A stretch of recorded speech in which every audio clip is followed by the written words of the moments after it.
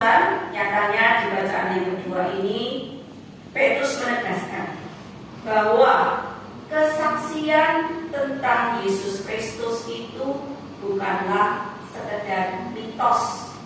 Kesaksian tentang Tuhan Yesus yang dia wartakan bukan sekedar dongeng, melainkan itu adalah sebuah pengalaman pribadi, pengalaman spiritual dan juga wahyu dari Tuhan. Petrus dan juga rasul-rasul yang lain adalah saksi-saksi bahwa Tuhan itu sangat besar kuasanya.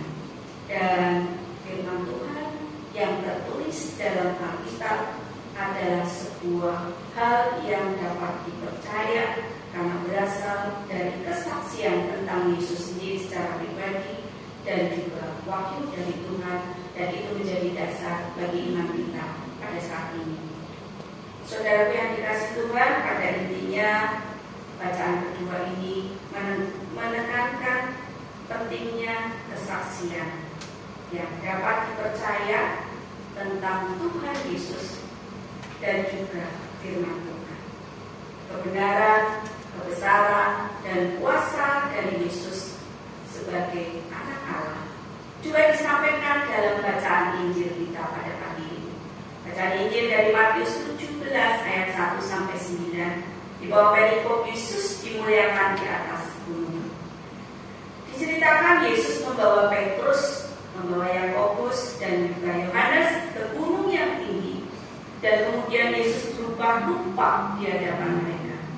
Dan peristiwa ini kita kenal dengan transfigurasi yang minggu ini kita pelajari, di mana tampak oleh Petrus, Yakobus dan Yohanes bahwa Yesus tadi diceritakan berubah rupa, pakaian menjadi putih berkilauan.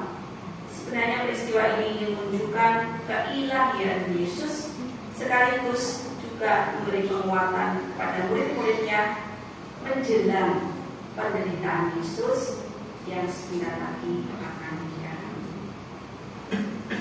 Dan yang dikasih Tuhan, ketika kita merenungkan dalam bacaan Injil,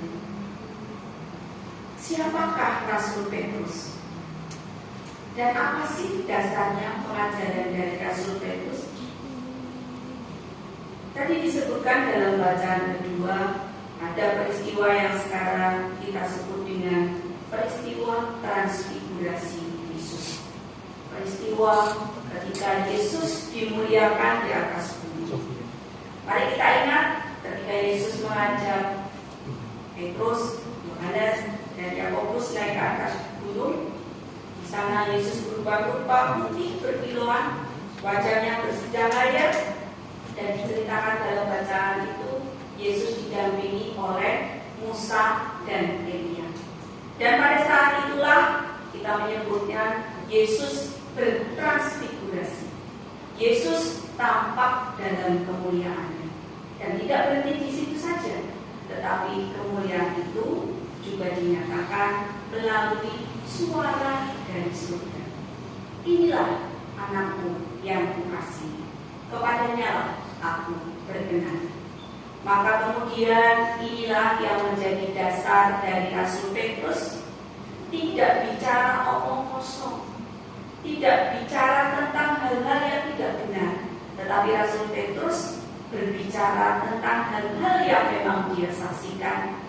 Dia bicara tentang hal-hal yang memang terjadi, dan itu menjadi dasar pengajaran dari Petrus kepada murid-muridnya, termasuk kita pada saat ini. Lalu apa saja yang kita bisa pelajari dari peristiwa transfigurasi Yesus? Setidaknya ada 3 pengajaran yang kita pahami dari peristiwa transfigurasi Yesus. Yang pertama, transfigurasi adalah sebuah proklamasi bahwa Yesus itu adalah Kristus. Yesus adalah Kristus dalam bahasa Yunani.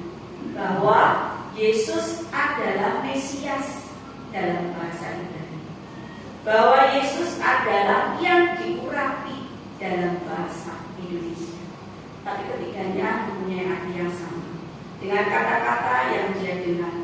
Inilah anakku yang kukasihi, kepadanya lah aku berkenan. Tuhan memakai kata-kata itu untuk menunjukkan atau menunjuk kepada orang yang diurapi.